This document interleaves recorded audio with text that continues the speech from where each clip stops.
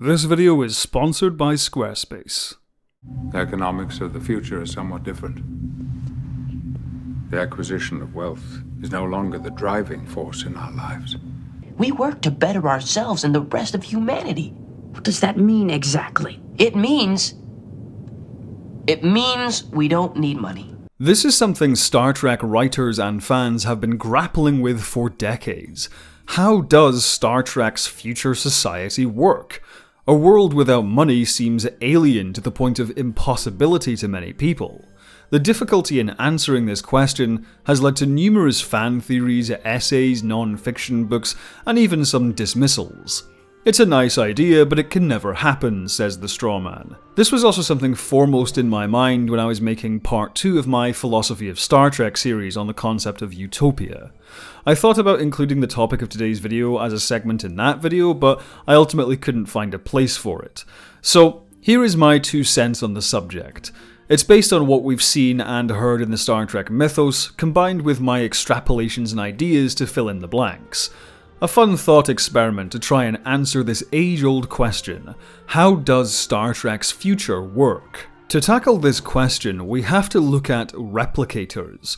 Warp drive is often pinpointed as the threshold technology in Star Trek's universe. However, I think this emphasis on warp drive downplays the massive impact of the invention of replicators. Warp drive and First Contact may have altered humanity's collective worldview, but replicators are what truly transformed human society into the post-scarcity utopia seen in the mythos. In our modern world, we need money to meet our basic needs.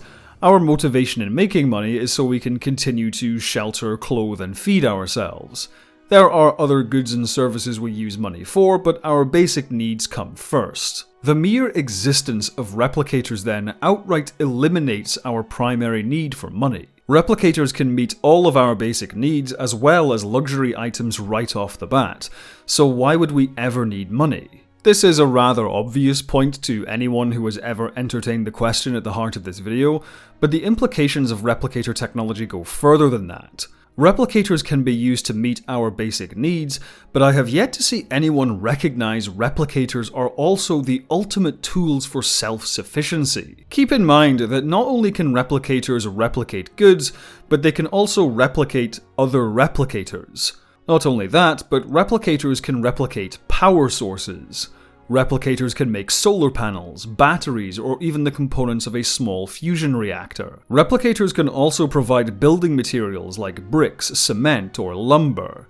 They can even replicate parts for furniture, heaters, and any other creature comfort needed to make a cozy home. With a single replicator, one could become completely self-sufficient. You can build a house and meet all your basic needs without even connecting your home to any kind of grid. You wouldn't even need pipes for running water or sewage removal if you didn't want to. You can get water from the replicator and dispose of any waste by placing it inside the replicator. Now, in Star Trek we've heard of industrial replicators. These are certainly handy for getting large-scale production or colony efforts up and running relatively quickly, but on an individual level, a single modestly sized replicator is all anyone would need. When it comes to powering a replicator, the primary method of energy generation in Star Trek's future seems to be fusion power. Although the warp drive on most starships is powered by a matter-antimatter reactor, all other systems seem to be powered by fusion.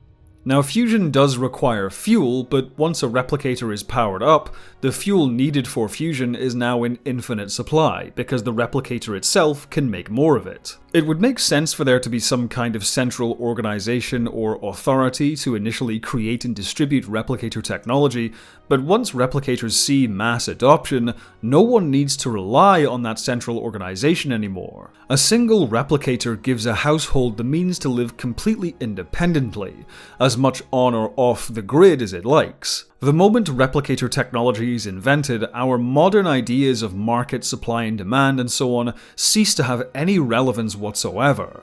Money doesn't exist in Star Trek's future because it no longer serves any function.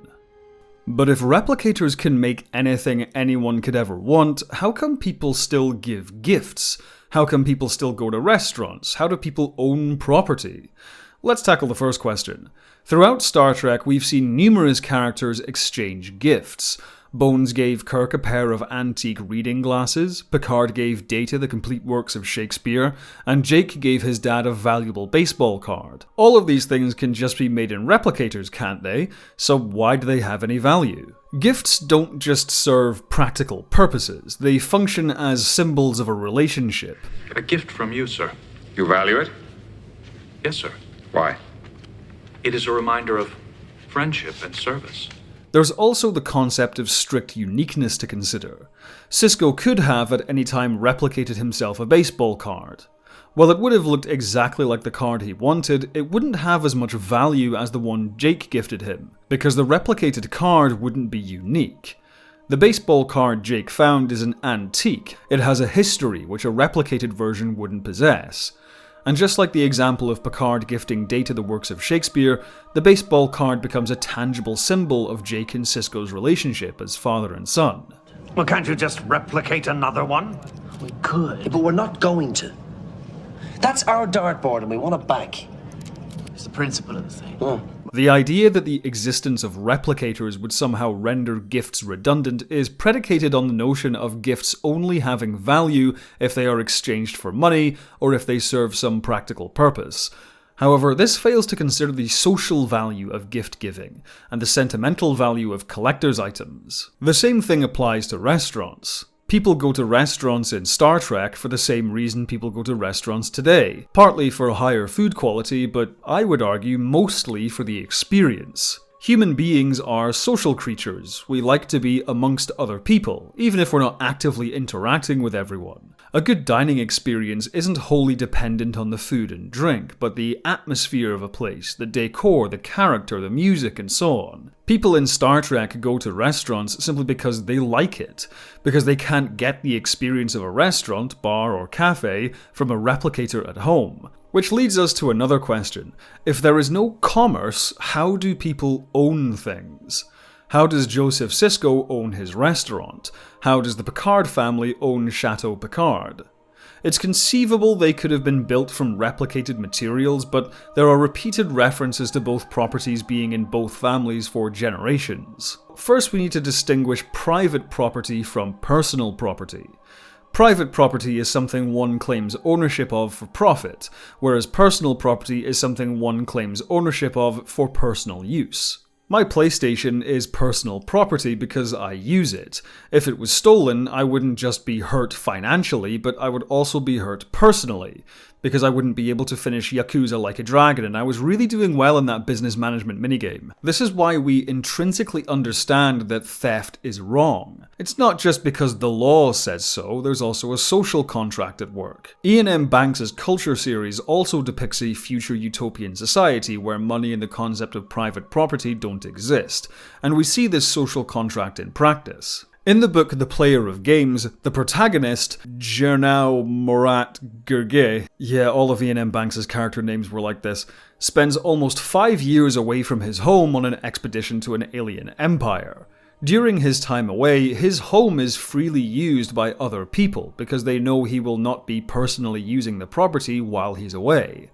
By the time he returns from his mission, the house is returned to him because it's understood he'll be living there again until further notice. Considering the age of these properties, it's possible the circumstances of their ownership were grandfathered into this new moneyless society, but even if money can't buy property in the future, there's still that social contract. The Picard and Sisko families both personally use these properties. The Picards make wine and Joseph Sisko serves customers. We all understand intrinsically that if someone broke in and claimed ownership of either property against the wishes of the Picards or Siskos, both families would suffer personal harm. Therefore, although neither property is privately owned, we understand they are the personal properties of the Picards and Siskos. But if no one earns any money, then why would anyone work at Chateau Picard or at Sisko's? In fact, if no one needs any money, why would anyone work at all? This video is sponsored by Squarespace, the ultimate tool for creating your own beautiful website. I recently redesigned my website galaxyclasspictures.com using Squarespace's cutting-edge design tools like Blueprint AI, which helped me generate a brand new personalized template, which I then customized using Squarespace's easy-to-use Fluid engine. Squarespace also helps with your site's discoverability with their built-in SEO and domain name features. You can optimize your website so it shows up more often in searches and secure your ideal domain name. No extra fees and no add-ons required. Jump over to Squarespace using the link below to start building your website and use the coupon code Coleman to get 10% off your first purchase. As we all know, in our current world we all need money, and the primary way of getting money is through work.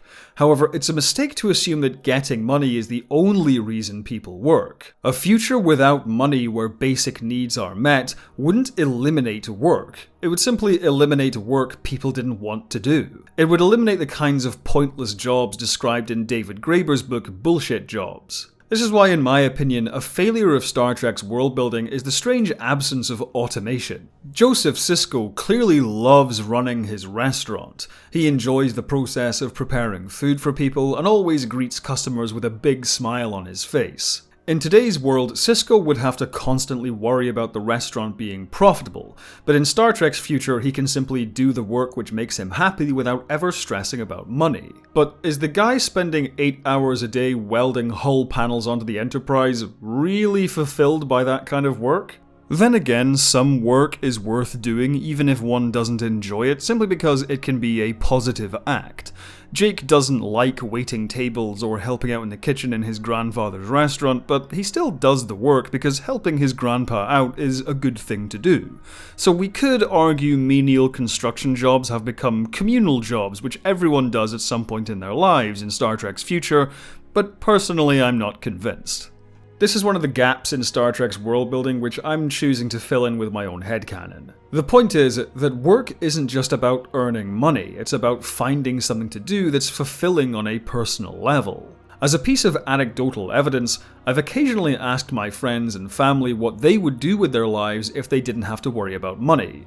Not one person has ever said they'd just sit on the couch and watch The Office again for the 1,000,000th time. Everyone has said things like, I'd learn an instrument, I'd learn a language, I'd go back to school and study a science, I'd travel the world, I'd finally sit down and write that novel.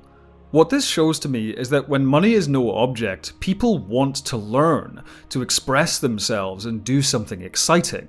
People would still do what we would consider work due to the labor involved.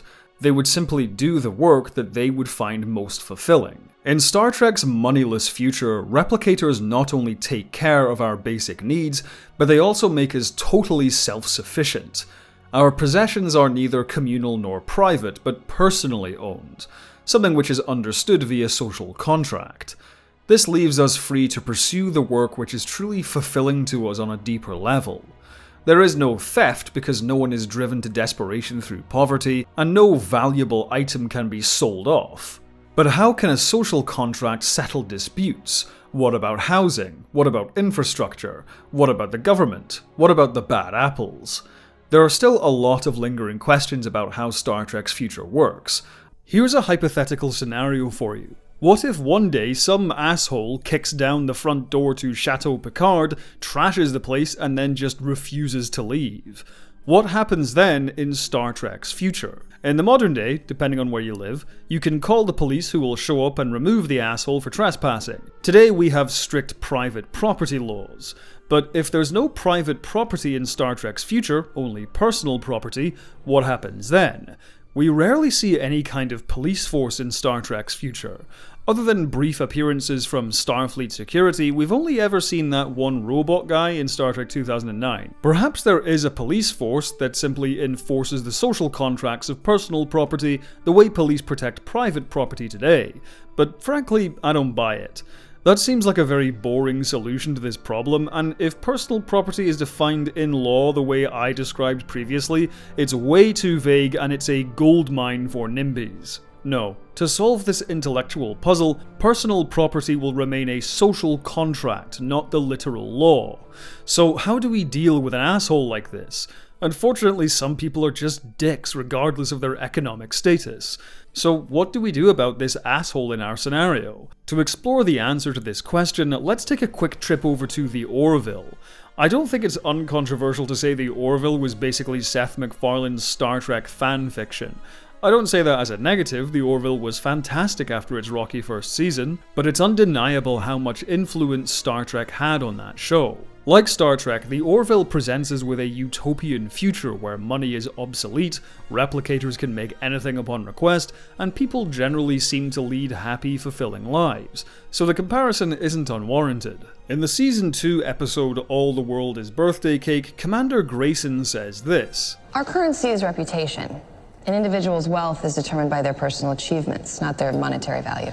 Now, at first glance, this raises just as many questions as we work to better ourselves, but I think this idea is key to understanding the worlds depicted in the Orville and Star Trek. In our modern world, shitty people can get away with doing shitty things as long as they have money. Look, here's the thing about being rich.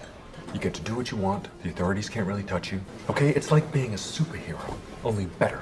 But in a world where reputation is currency, this kind of power imbalance isn't possible, because the only capital is social capital. In a sense, the concept of reputation as a currency creates a kind of social panopticon. People generally behave themselves because if they don't, others won't want to interact with them. The social bonds between individuals keep everyone in check. This is another reason why people still work despite not earning a wage. Sure, you could just sit on the couch binging your favorite TV show round the clock, and in a future where all your needs are met thanks to abundant resources, it doesn't do any harm, but would anyone want to hang out with someone who does nothing and has no ambitions? Getting up off the couch and striving to achieve something would yield social rewards. It would mean meeting new people, collaborating or competing with them, learning, trying, failing, and trying again. This is what working to better ourselves means. In terms of material rewards, this also helps explain why Starfleet officers tend to have nice country houses and beachfront apartments. When a property owner is deciding who to let to, money plays a big role, but there's also a social mechanism at work. The landlord has to judge whether they think the potential tenants will be good people. In Star Trek's future, the social metric is the only metric. Highly decorated Starfleet officers would wield a lot of social capital, so it's no surprise they often end up with lovely looking homes. So if we return to our original hypothetical scenario, the asshole who broke into Chateau Picard, trashed the place and squatted may not get the police called on him, but he would have wiped out his social capital. Who would want to work with this guy, or hang out with this guy, or offer this guy a house if this is how they act? That being said, a social panopticon is most effective at preventing bad behavior. What happens when someone breaks all the social contracts and just doesn't care about the consequences? What happens when force is needed to prevent harm? Now, one possible option is simply to use in-universe technology for home defense. We've heard of the Cisco's having a private transporter system in their house, so why not just beam any intruders out onto the pavement? If they try to get back in, just activate a force field. That's a simple enough solution, but again, it feels too easy to me. What if a trespasser trashes the site-to-site transporter and breaks the force field emitters? Does every household just have force fields on by default as a preventative measure? That doesn't feel very Star Trek to me. We need to go bigger and talk about governance. In Star Trek, the largest governing body we see is the Federation, which we can assume is a federal democracy. The clue is in the name. But other than that, we don't see any kind of smaller local government. But if you stop to think about it, maybe there doesn't need to be. People often refer to Star Trek's future, jokingly or not, as space communism, but the term doesn't really apply. Honestly, I don't think any economic model applies to the future scene in Star Trek, because in a sense, there is no economy. There's no money, no one buys anything, there is no trade, free or otherwise. Surprisingly, I think Star Trek's future is far more individualist than collectivist. The few glimpses we see of life away from Starfleet are far more transcendentalist than socialist. Transcendentalism is a philosophy which assumes that people are, for the most part, good by nature. People are at their best when they are independent and self-reliant, with an emphasis placed on living within nature. The country estate of Chateau Picard and the log cabins of James T. Kirk or Christopher Pike feel like the literal embodiment of this philosophy. The house Sisko wanted to build on Bajor and the brief rustic existence shared by Janeway and Chakotay also fit this mold. Remember that in Star Trek's future there is no scarcity and everyone is self-sufficient. There's no need for any kind of larger organization to manage the allocation of resources. It's also worth remembering that in Star Trek's future, international travel is super easy. You can travel from London to Shanghai as easily as hopping on the underground. No one's social or professional strata are limited by geography. You can make friends and colleagues anywhere on the planet. We know that in Star Trek there aren't really any nations left on Earth. No one strongly identifies with a single nation, unless you're French, because everyone is simply an individual. There is no us versus them because we're all just individuals of the human race. In this kind of world, what does local even mean anymore? Why would any emergency service restrict itself to one area of the globe when any destination on Earth is just one transporter trip or shuttle ride away? Perhaps emergency services in Star Trek function like international rescue in Thunderbirds. Going anywhere in the world their services are needed. And at that point, maybe it's just Starfleet. Despite how Earth-centric Starfleet and the Federation are, it's worth remembering that, on paper, Earth is no different from any other member world. Starfleet may have originated as an Earth organization, but its primary duty is to the Federation as a whole. But if Starfleet is both defending the Federation against outside threats and responding to local conflicts, doesn't that make it a military and a police force? If so, Commander Adama has something to say about that. There's a reason why you separate military and the police. One fights the enemy of the state. The other serves and protects the people. When the military becomes both, then the enemies of the state tend to become the people. However, despite functioning a lot like a military, Star Trek characters and fans alike will insist that Starfleet is not a military. I think we can say that even though Starfleet does fulfill the traditional role of the military, it has so many other functions that just calling it a military is inaccurate. Because Starfleet is also about scientific research and exploration. So perhaps Starfleet does just do everything, policing included. Perhaps Starfleet security has the authority to arrest the hypothetical squatter at Chateau Picard because he'd be infringing on the rights laid out by the Federation Charter. Perhaps Starfleet security is everyone's police force, Starfleet medical is everyone's healthcare provider, and so on.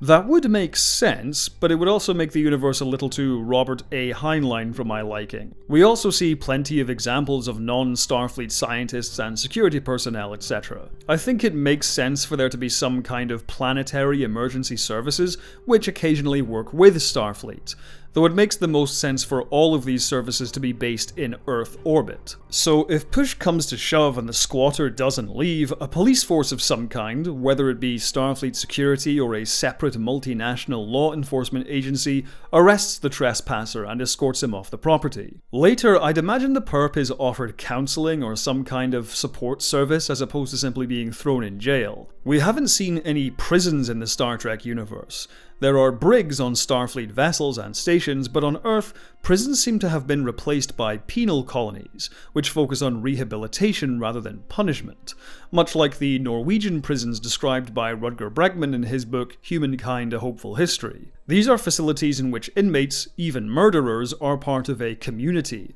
doing their own farming and running their own businesses. Yet despite how naive the approach may sound, the system is far more successful at reforming criminals than more rigid institutions focused on punishment. It makes sense for Star Trek's justice system to work in this way. While post-scarcity living and a social panopticon discourage harmful behavior, when force is required, it's to put criminals on a path to rehabilitation, so that they can one day return to society. After all, they're going to have to be somebody's neighbor eventually. So to sum up, the idea of working to better ourselves and the rest of humanity is based on the concept of reputation as currency.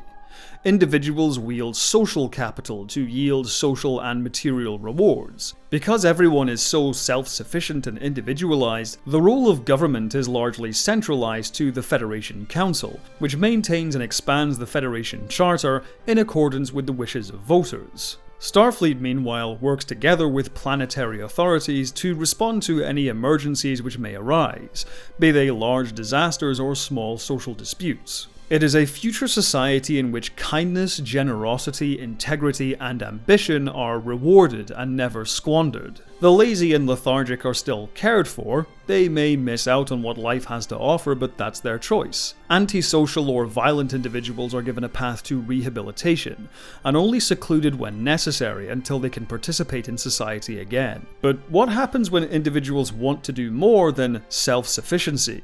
Who is building the homes, the bars, cafes, restaurants, and amusement parks, and all those other things which life demands when there isn't an emergency to respond to? In the modern world, housing is often dominated by private corporate developers, who build and sell homes for profit. But if there is no profit motive, then developers would have no reason to build homes, and so wouldn't the housing industry just collapse? Well, it's worth remembering that private developers are not the only ones who build homes. There are also building societies, housing associations, and social housing. These organizations differ wildly in how they operate, but they operate on the same basic principle. Communities recognize a need for housing, and so they band together to make sure there's enough to go around, usually by contributing into some kind of shared pool of resources.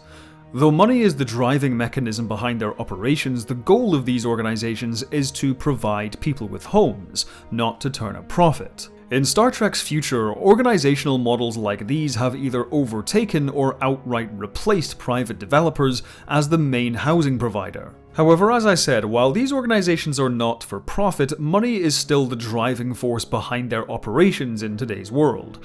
And while the entities themselves don't prioritize profits, some members of building societies do want to see their investments grow. So if we remove money from the equation, don't these kinds of mutual companies also collapse? Let's back up a second. To clarify, I didn't say building societies, housing associations, and social housing schemes as they exist today would overtake private developers. I said organizations with models like them would. Again, they're all built on the same principle of a large group of people pooling resources to build homes. In Star Trek's future, it's the same model but a different motivation. In part 1 of this series, I pointed out that money is not the only reason people work. In today's world, people need money to survive, which is why a lot of people end up in jobs they hate. But there are also plenty of people who work for some kind of intangible reward. Joseph Sisko, for example, doesn't earn any money running his restaurant, but he clearly loves the work. He finds joy in preparing food and talking to customers and keeping the place running. All his basic needs are already met, so he's free to do what he enjoys most in life, which is running this restaurant. So what kind of intangible rewards come from building homes, or building anything for that matter? If money isn't driving construction and no investors are turning a profit, why are buildings still being built? There are two main reasons for this. The first being simple expression. Buildings are there to serve functions, but architecture itself is an incredible medium for artistic and even philosophical expression. In a world with no budget constraints and rapid construction tools like replicators and robots, just imagine the freedom architects would have to create. This extends to interior designers and furniture makers too. Imagine what they could do in homes fitted with holodeck technology, though more on that later. So in Star Trek's future, mutual organizations building homes wouldn't be made up of investors. Instead, a huge chunk of their membership would be made up of artists looking to express themselves through the designs of the buildings. The second reason buildings are still being built in Star Trek's future is simply because it's a morally good thing to do. Everyone should have a right to live with a roof over their heads. Think of all the volunteers today who build schools, hospitals, and houses in impoverished areas. They don't do it for any kind of material reward, they do it simply because it's a good thing to do. In Star Trek's future, or at least in my headcanon, most construction labor is taken care of by machines, but volunteers could still help organize the project, perhaps work to solve any engineering problems, find suitable land, and so on. It would be a lot of work, but at the end of it, they're helping provide someone with a home. That's a good thing, and in a world where reputation is currency, that would go a long way. These are the primary drivers of development in Star Trek's future. Any gaps in supply could easily be filled by social housing built by the Federation government. And if you remember what I said in part 1, replicators are the ultimate tools for self-sufficiency. If you didn't want to join a mutual organization to build your home, and if you didn't want to live in social housing, just grab a replicator, find a nice spot, and do it yourself. With 24th century technology, anyone can simply build a home themselves. All that being said, there's still the question of land use. We can explain how and why buildings are still being built even without a profit motive, but how do we decide who gets to use which piece of land? For one thing, the planet Earth is a lot bigger than most people perceive it to be. Most land on the planet is still uninhabited. Earth isn't turning into Coruscant anytime soon. In the UK, for example, every city could double in size, and yet it would only cover 12% of the available land in the Isles. Recalling Star Trek's transcendentalist leanings from the previous video, Pike and Kirk may have just wandered off into the wilderness, found a nice spot of land no one was using, and just built themselves a house. However, this requires a change in philosophy around the use of land.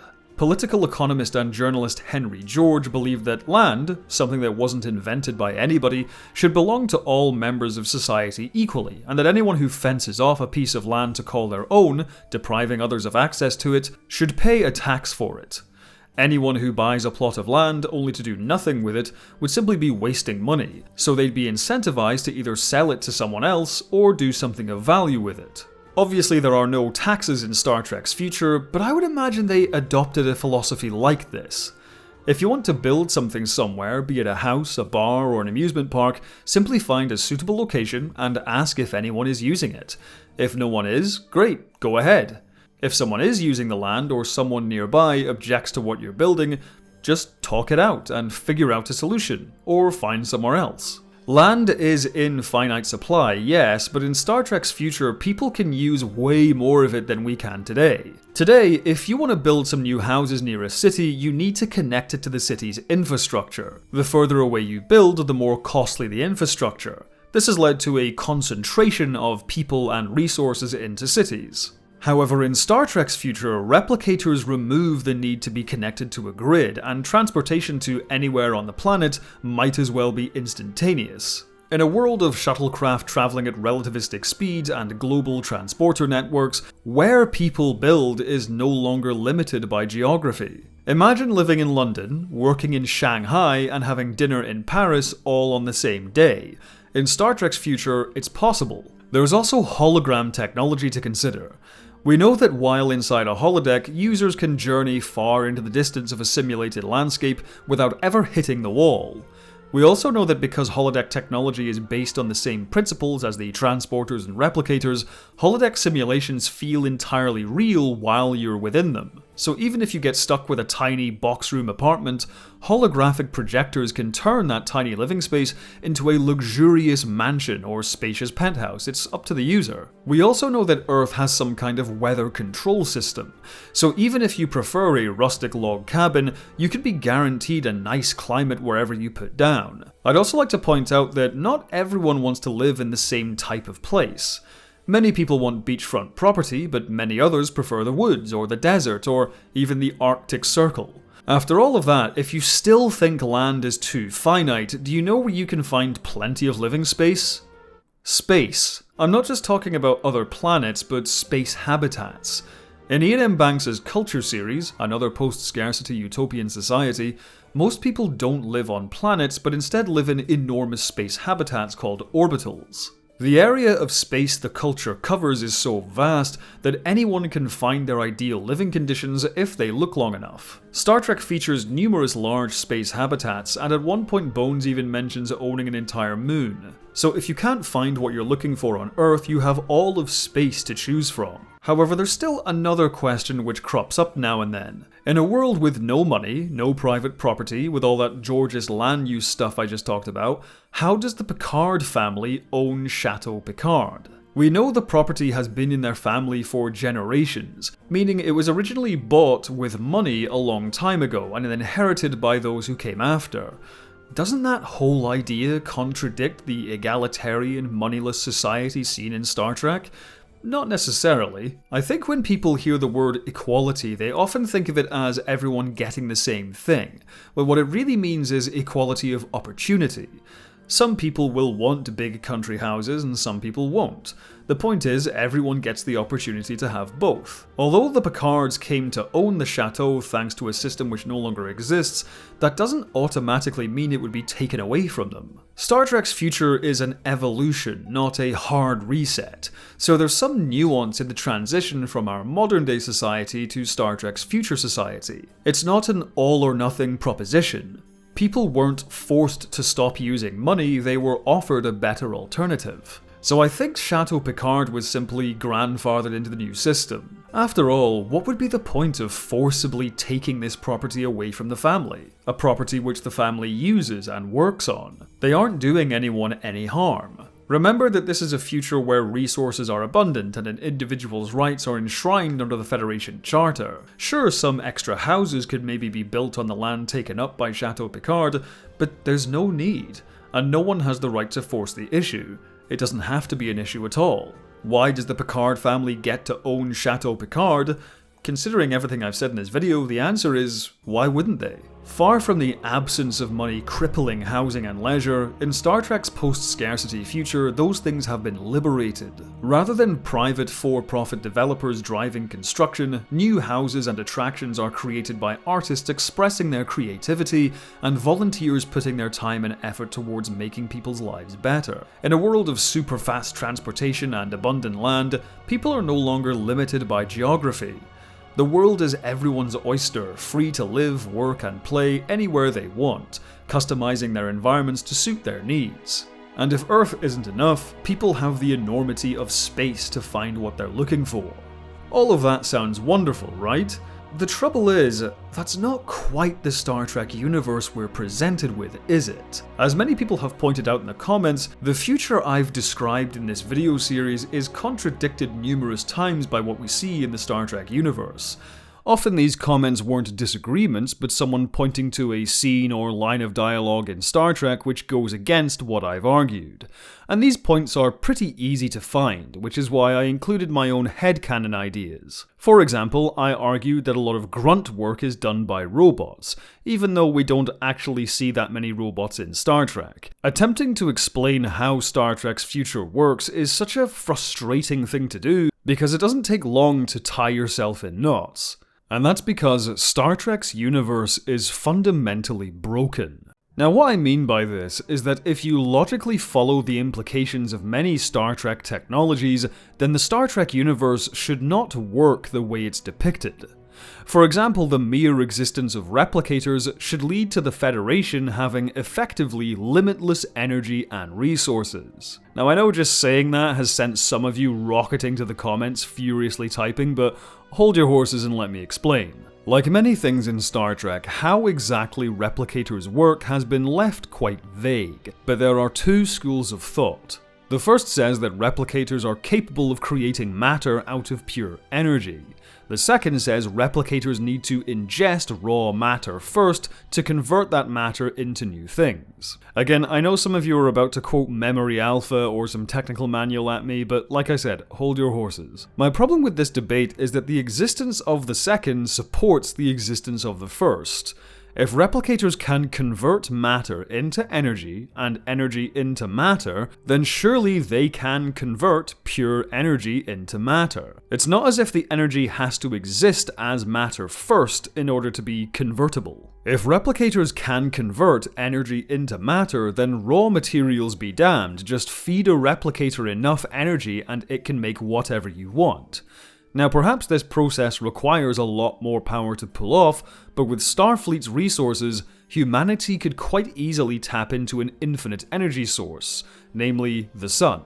Today, our world uses 580 billion terajoules of energy per year. Capturing just 1% of the sun's energy output would provide us with over 4 trillion terajoules of energy per second. Starfleet is more than capable of constructing a Dyson swarm to harness that energy. Much like Rom's self-replicating mines from Deep Space Nine, Starfleet could deploy a handful of self-replicating solar panel satellites to create a Dyson swarm. The energy could then be beamed back to Earth or sent anywhere in the solar system via microwaves. The sun will eventually burn out and die, but on the human scale, its lifespan is so vast and its energy output is so large that it might as well be infinite. This limitless energy could then be used to power more replicators on both a personal and industrial scale. Remember, as we've established, as long as a replicator has enough energy, it can create as much matter as it wants, and we just gave all replicators limitless energy. By the 24th century, Star Trek's technology essentially allows us to create an infinite resources glitch. What's even more mind-blowing is that with Starfleet's resources and expertise, this system can be recreated in any solar system. A single warp-capable ship carrying a handful of self-replicating satellites is all that's needed to get started. Setting up a Dyson swarm for infinite resource production would probably be the standard practice for colonizing a new star system. With this in mind, we come to the contradictions. If replicator technology allows the Federation to harness limitless energy and resources, then why are there dilithium mines? Perhaps one dilithium mine would be needed at first, but as soon as one replicator has the pattern for dilithium, that pattern can be emailed essentially to the rest of the Federation. As soon as that happens, the Federation can produce as much dilithium as it would ever need. There's this idea that certain materials are just too complex to be replicated, but frankly, that strikes me as nonsense.